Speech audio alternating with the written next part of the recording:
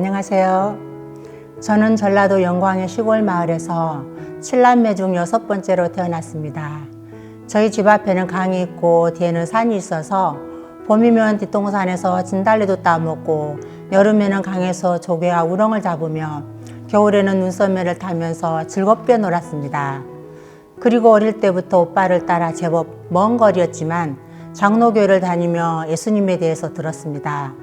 이 땅에 예수님이 왜 오셨는지, 예수님과 나와 무슨 관계가 있는지 별로 생각하지 않고 주일학교를 다녔습니다. 하지만 율법을 지켜야 한다고 해서 나름대로 율법을 지키면서 살았습니다. 그러던 어느 날 큰오빠 가족이 부산으로 이사를 가게 되었습니다. 오빠는 혼자 네 식구를 먹여 살리는 기가 너무 힘들다고 저에게 방학 동안 조카를 돌봐줬으면 좋겠다고 했습니다. 그런데 그때부터 아이들을 돌보느라 학교에 갈 수가 없게 되었습니다. 주인집 아들, 딸이 학교복 입고 학교 가는 것을 보면 너무 멋있어 보였습니다. 하지만 나는 학생이 아니니까 함께 어울리지도 못하고 조카들과 지내며 부러워만 했습니다. 그런데 둘째 오빠도 몸이 아파서 부산에서 치료를 받게 되었습니다. 날이 갈수록 악화되어서 결국 일어나지도 못해 제가 대소변을 받아내며 병간호를 하게 되었습니다. 그때 저는 17살로 어린 나이에 병간호를 하는 것이 쉽지가 않았습니다. 한 번은 저녁에 밖에 나가서 밤 하늘을 바라보며 얼마나 울었는지 모릅니다. 오빠의 병은 더 악화되었고 어린 저는 답답함과 애로움에 엄마가 그립고 보고 싶어서 하염없이 울었습니다. 제가 유일하게 위로를 얻었던 것은 주일에 교회 가는 것이었습니다. 그러다 오빠 28세의 청년으로 세상을 떠나고 말았습니다. 유언으로 저희 부모님께 남긴 말이 아버지, 어머니 교회 가시는 거 핍박하지 마시고 같이 교회 나가세요. 천국은 좋은 곳이에요 라고 했습니다. 아버지의 대답은 뭐냐? 알았다 였습니다. 그 후 아버지께서도 폐결핵으로 오래 고생하시다가 돌아가셨는데 스스로 얼마 못 살 것을 느끼셨는지 저녁 식사를 하시고 나서 오빠에게 정말 천국과 지옥이 있냐고 물으시더군요. 오빠는 예, 천국과 지옥이 있어요 라고 대답하고는 별다른 말은 하지 않았습니다. 저는 오빠의 죽음, 아버지의 죽음을 보면서 인생이 참 허무하다는 것을 어린 나이에 느꼈습니다. 오빠가 다 나으면 맛있는 거 먹자고 했는데 열매를 맺어보지도 못하고 시들어버린 한 송이 꽃처럼 오빠의 짧은 인생을 보면서 사람은 왜 죽을까? 죽음 저놈이 뭐가 있을까? 생각하다가 침례교회를 다니며 기도원에 가서 금식 기도도 하고 나름 열심히 믿었습니다. 하지만 아무리 회개를 해도 마음에 죄가 있으니 나는 택한 백성이 아닌가 보다 하는 마음이 들어서 시간이 갈수록 회의를 느꼈습니다. 하루는 직장에서 새로 입사한 동생이 자기는 죄를 씻음받아서 죄가 없다면서 언니는 마음에 죄가 없어요? 하고 묻길래 너 참 교만하다. 죄 없는 사람이 어디 있어? 의인은 없나니 하나도 없는데 라고 했더니 아니야. 노아는 의인이요 당세 완전한 자라고 했어요 라고 대답을 했습니다. 그때 성경에 의인이 있다는 것을 처음 알았습니다. 그렇지만 나는 이단이라고 생각해서 그 동생의 말을 무시하고 듣기 싫어했어요.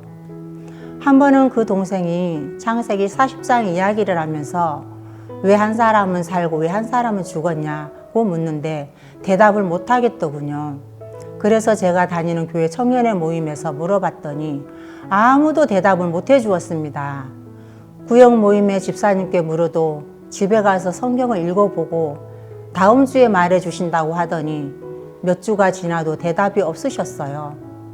마침 명절이라 고향에 내려갔는데 제가 어릴 때 다녔던 장로교회 목사님이 저희 집에 오셨길래 창세기 40장을 펴서 왜 한 사람은 죽고 왜 한 사람은 살았어요? 하고 물었더니 성경을 탁 덮으시면서 성경을 그렇게 깊이 알려고 하면 이단에 빠진다고 야단을 치시는 거예요.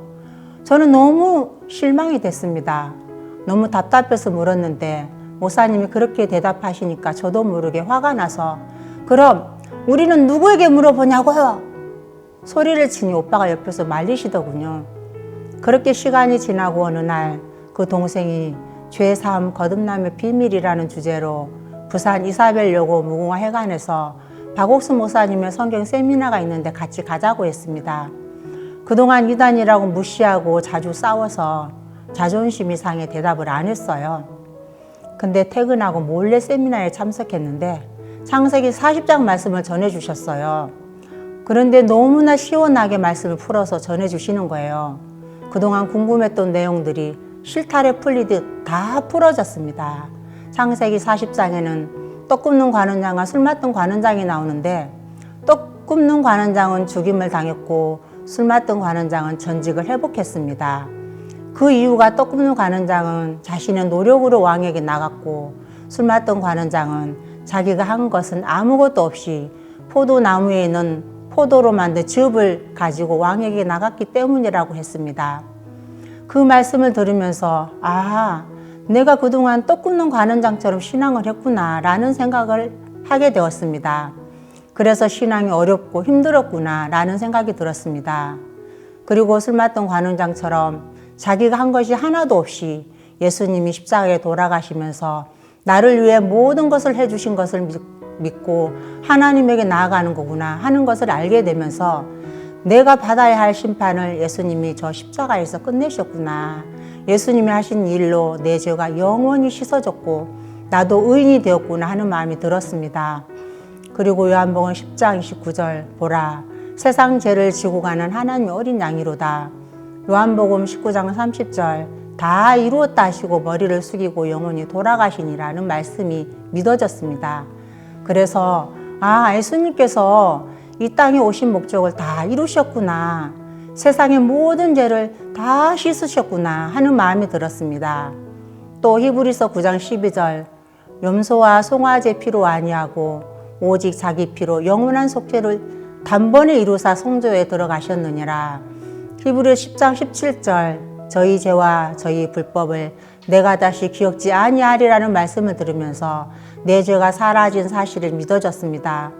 그리고 마음이 항상 따라다녔던 죄가 깨끗이 사라진 것을 알 수 있었습니다. 뭐라고 표현해야 할까요? 태평양 한가운데 빠져서 허우적거리고 있던 나를 누가 와서 건져줬다고 할까요? 너무나도 평안하고 기뻤습니다. 진리가 너희를 자유케 하리라는 말씀이 있습니다.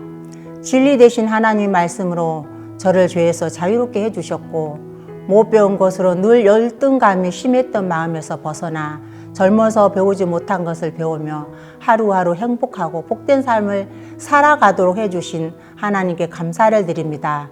끝까지 제 이야기를 들어주셔서 감사합니다.